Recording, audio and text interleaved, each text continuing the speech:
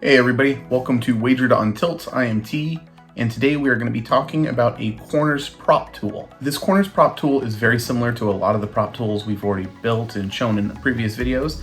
However, a subscriber did ask about how you could potentially do some prop modeling around corners. Now, they did let me know that they are operating in a smaller market, which is dealing with the Japanese soccer leagues. Finding statistics for the Japanese league is not as easy as it would be for the Premier League. Just not every website carries the stats. I was able to find a few websites that was very helpful in finding some information that we would need. I don't know for sure what causes corners. Now I understand the rules as far as what causes corners in that regard, but not what stats help drive or determine corners. I do imagine that maybe shots on target, shots on goal, longer passes and things like that down the field will impact it as well. So today's prop tool is going to be very basic, right? We're taking in a team, we're evaluating how many corners they do on average and what their standard deviation is, how many corners does the opponent usually cause or allow for, and then run it through Monte Carlo and figure out what our expected return is. I have not expanded this tool towards a lot of stats. Again, some of the stats are harder to find, but I do kind of discuss some ideas on stats that you could potentially use. So I did have somebody reach out to me and they had asked me about doing corner kicks in soccer. So out the gate, I just want to admit I'm not a great source of knowledge on corners for soccer. I don't know fully or understand completely what drives a corner kick. I mean, I understand the rule. However, I don't know what the statistics and implications of a team's attack and behavior is. So I do want to clear that up, that this is beyond simplistic, this is beyond basic. However, I will discuss a few ideas that I have to build into it. However, finding some of those stats may be a little bit more difficult, which I was unable to find because, again, this, though, is for a Japanese league, and those stats are a lot less frequent than things like the Premier League. In here, what I went ahead and did was I looked for different websites that had different statistics that I could utilize. I did find this website, The Stats Don't Lie. Then we have, obviously, FBref. FBref about the actual team's statistics. And then I found Flash Score as well. So these sites are helpful for getting the stats that you're going to need to build this. And find potentially other useful stats. So in this model, though, all we're really doing is taking a look at the corner kicks that are being produced by teams and that the opponent is allowing them to get, and then trying to kind of run a Monte Carlo simulation to figure out what that is. So this prop tool is very similar to everything else that we have been building. In here, there's not too much going on.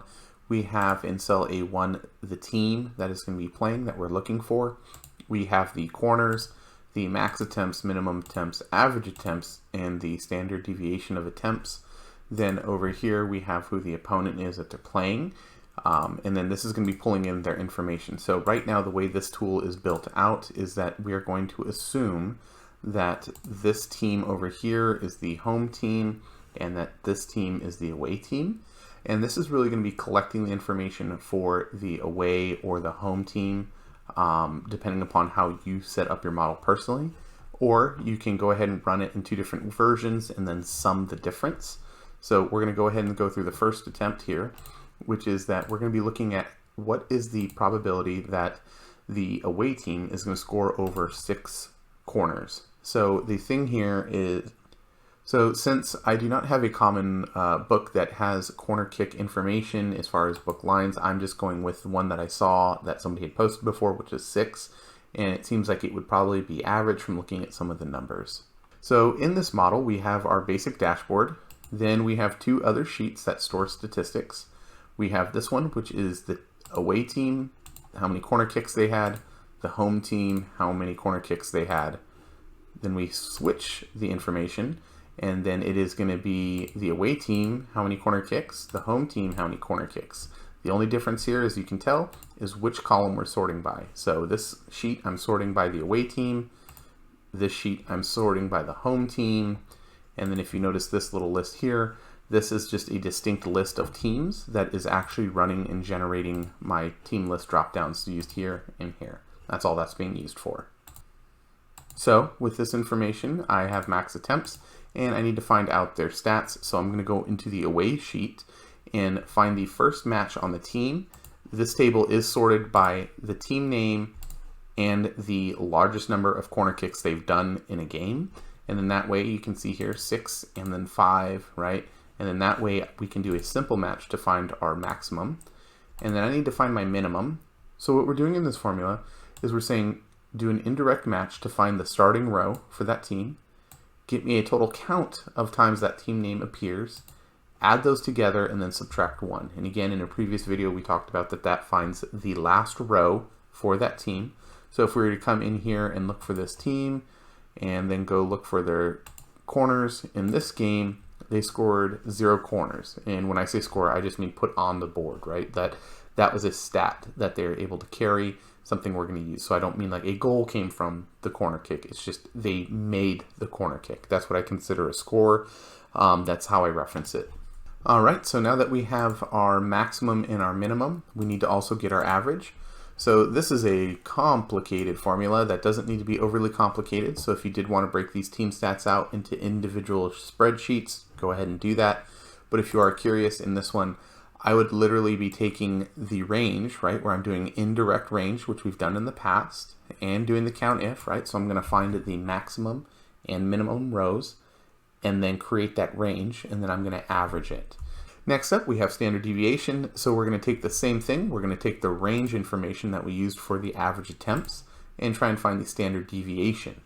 So in here, based upon their games, right, they have a maximum of 5, a minimum of 0. Their average attempts are 2.5 because they've only played 2 games. Their standard deviation of attempts is 3.53. So now that we have the offensive information for the away team, we need to figure out what is going on with their opponent. And we're going to do that by, again, here we have a list that is a drop-down list and allows me to toggle and change the team.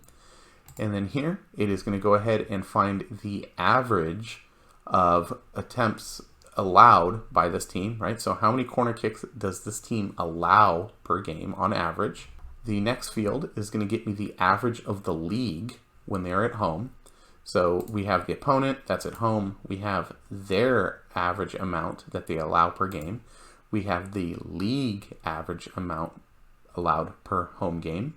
Then I'm going to go ahead and take the average allowed by the team divided by the average allowed by the league to get this score of 2.14. And that is a value that I'm going to be able to use into the Monte Carlo. So what we're trying to do is take this team, compare it against the average team, and then figure out what they would allow for. And then in our Monte Carlo, I do have a set up so that I can ignore running the Monte Carlos again if I need to save on RAM because I'm trying to add more stats. Column L, I just have a note that says run calcs, and M is X. So you can kind of create like a button, if you will, to go ahead and run all that information. So if you don't want to have this rerun every single time you drop a new stat or manipulate a line, right, you just delete out the X and then nothing runs. So in here it has run, but I have it then saying if we're going to run, we're going to do the norm INV, and we're going to do a random variable, and then we're going to pass in our mean, which is our average attempts. Then we're going to pass in our standard deviation, and we're going to multiply whatever this outcome is by what this rating is that the team is allowing for. So this, again, team, when they are home, is allowing for 2.14 corner kicks as a number, right, comparative to the average of the league. So we run that, and then it'll go ahead and give us different scenarios, right? So in this event, there's a totally different outcome than this event versus this event. And again, these are Monte Carlos, right? So then the goal is we want to see how many of those out of the 10,000 are going to go above or below 6. So we then do a little count if, where I'm saying where anything in here that is greater than 6, count it, and anything that is under it, go ahead and count it. Now in this one, you're not doing a direct compare, so leaving on the decimals is totally fine. If you want, you can also round your result, which can sometimes help you out in making it look a little bit cleaner and easier on the eyes. So since this is a simple version of doing a prop calculator for corners, there are a couple of different things that you may want to look into as far as statistics. And again, I haven't fully gone through all of those. I just had a hard time finding them for a Japanese league, so I was trying to really focus in on that. One of them, though, that I would probably start looking into and trying to find a correlation that I think might help is that if you come into the statistics in FBref and scroll on to the shooting, You have shots on target percentages. You have shots on targets per 90. I think those can be helpful indicators, right? Because you can add that now as a value within here, where now I'm going to say, on average, they're taking this many shots on target, and those shots, how many times do those shots on target convert to a save by a goalie versus like just a regular block, right? Where they tip the ball and it goes out of bounds, which increases your probability of getting a corner kick. You can also use regular shots, right? How often are they just shooting in general? Because often you can get a lot of good deflections that then go out of bounds and then lead to a corner kick. And then I would take that information on those teams and do it as home and away as well, because some teams play differently when at home than they do when they're on the road. So you always want to take that into account. That's it for today's prop tool. It's pretty simple and pretty short. It's to the point of what we've been doing recently, and again, you can use those websites to find some stats that maybe you can't find on the other ones that we commonly use. If you like this content, go ahead and give the video a thumbs up. That way the YouTube algorithm knows it's important and helps push it towards the top. If you do like the content that I am providing, please subscribe. That way you get notified as soon as the next video is available. If you have any questions, feel free to drop something down in the comments below, or you can reach me on Twitter if you do have a Twitter. I do answer a lot of questions and help people with models on Twitter.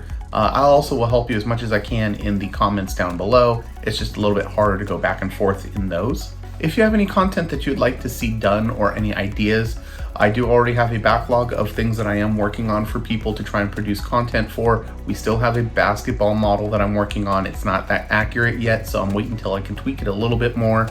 We have a baseball model coming up.